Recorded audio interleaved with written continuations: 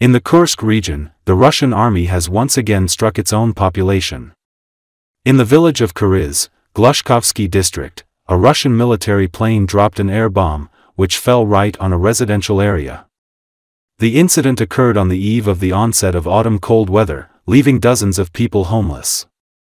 Local residents filmed a video from the scene. At least 10 houses were destroyed. Most of them had only walls and foundations left. According to preliminary data, the bomb itself did not explode, it was removed from the resulting crater.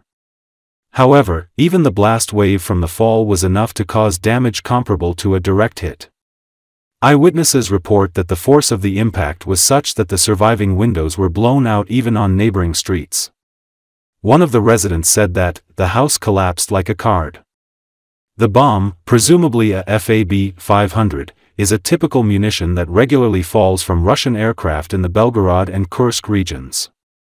The reliability of Russian equipment remains at a level. Such incidents are becoming more frequent.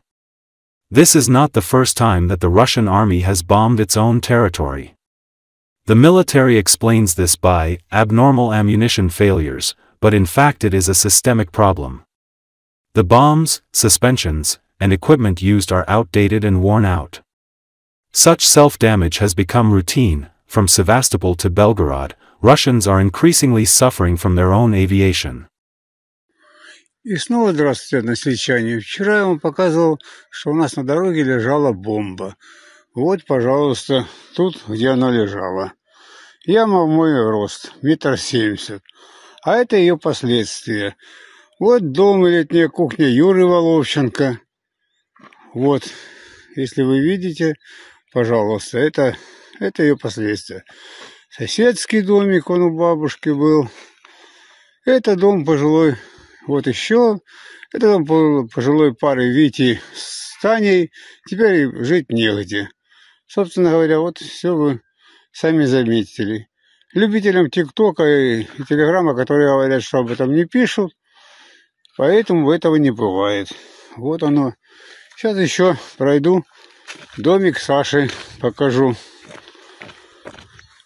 нашего инженера, чтобы видели. Russian Z-patriot and war supporter Maxim Kalashnikov made an unexpected confession. He compared today's Russia to the Third Reich in its final years. According to him, Ukraine's strikes on oil refineries and pipelines, as well as the upcoming use of new missiles, could accelerate the fall of Putin's regime. Ukraine and the US have found a new way to force Russia to peace on their terms, intensifying the economic crisis. Kiev has begun strikes on fuel and energy complex facilities, and soon powerful Flamingo cruise missiles will fly to their targets, along with drones. The worried Z-patriot said. He stressed that the situation is reminiscent of the spring of 1944, when Allied aircraft methodically destroyed German fuel factories. According to the publicist, Russia is facing the same challenges, a growing economic crisis and the inability of the authorities to give an adequate response to attacks on critical infrastructure. Kalashnikov paid special attention to the reaction of the Russian leadership. I would like to be wrong, but I see clear signs of a moral and volitional breakdown in the highest establishment of the Russian Federation. The first warning bell was the lack of an adequate response after the web attack. Then there was no reaction to the paralysis of air transport and hacker attacks on the rear. And now the enemy has moved on to strikes at the fuel and energy complex of the Russian Federation. In response, there is some kind of stupor and feverish hopes for negotiations with Trump, he said. Kalashnikov compared the current situation in the Kremlin to the late USSR. According to him, the reaction of Putin and his entourage is reminiscent of the actions of Mikhail Gorbachev in 1986, when the Soviet economy was rapidly collapsing and the leadership was relying only on the hope of reaching an agreement with the United States. In fact, the Z-patriot strongly hints at the collapse of the Putin regime as well as the entire Russian Federation. Earlier, Z blogger explained why Putin will have to close down the SVO very soon. Kalashnikov recalled that at the beginning of 2025, the Russian budget deficit was planned at 1.2 trillion rubles. In the spring, the Ministry of Finance increased this figure to 3.7 trillion. And by the end of 7 months, the figure had already reached 4.9 trillion. By the end of the year, apparently, the minus will exceed 6 trillion rubles. But the problem is not limited to the main budget. According to Kalashnikov, a huge hole has also formed in the social fund, which includes the pension system and the social insurance fund. The shortfall there is approaching 7 trillion rubles. Taxes on salaries cover only about 60% of expenses, and the rest has to be patched up from the state treasury. Thus, the burden on finances is only growing. Now the warring country has a gigantic hole in its treasury. If it is not closed, the economy will collapse and lead to political collapse. Then we ourselves will have to ask for peace, he said.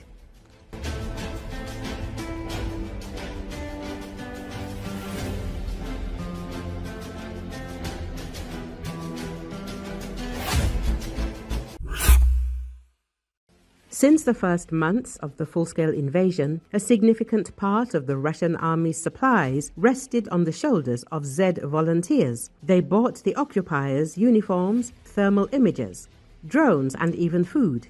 However, after 3.5 years, this system is bursting at the seams. People no longer want to donate money and are tired of the war that, in their opinion, has no end.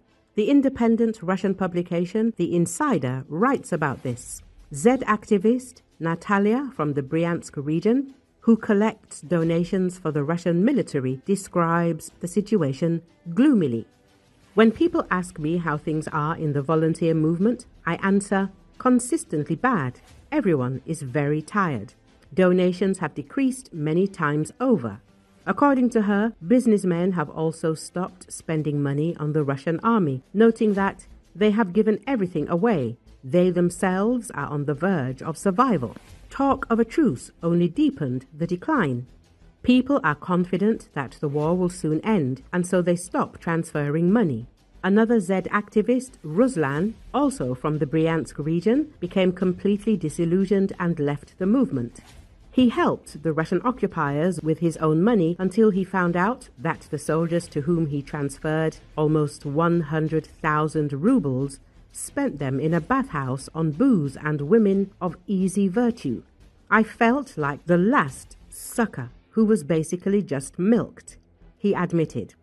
After that, the businessman stopped all support for Putin's army. According to him, the attitude of civilians towards the military has changed dramatically. They have become as afraid of them as shelling. In the Kursk and Belgorod regions, people try not to accommodate the military in their homes, avoid contact, and even warn children. If you see our military, cross to the other side of the street. Z volunteer Elena from Kursk admits that she used to actively collect donations, but now her enthusiasm has faded. There are very few donations. People are fed up. If earlier she managed to collect 100,000 rubles a day, now the amounts are in the thousands, and she has to take out a loan for generators herself. Z volunteers note the rampant drunkenness of the Russian occupation army. The territories where the Russian armed forces soldiers are located are literally strewn with bottles of vodka and beer. Drunkenness is especially widespread among mobilized soldiers and volunteers who cannot withstand the psychological pressure and become alcoholics right on their positions. This burnout has affected not only civilians but also occupiers themselves, who are increasingly perceived as a threat to the population. Disappointment, fatigue and mistrust are turning the volunteer Z movement, once considered the mainstay of the front, into a shadow of its former self. Many of those survived agree on one thing: the war might not have happened, and then these problems would not have existed.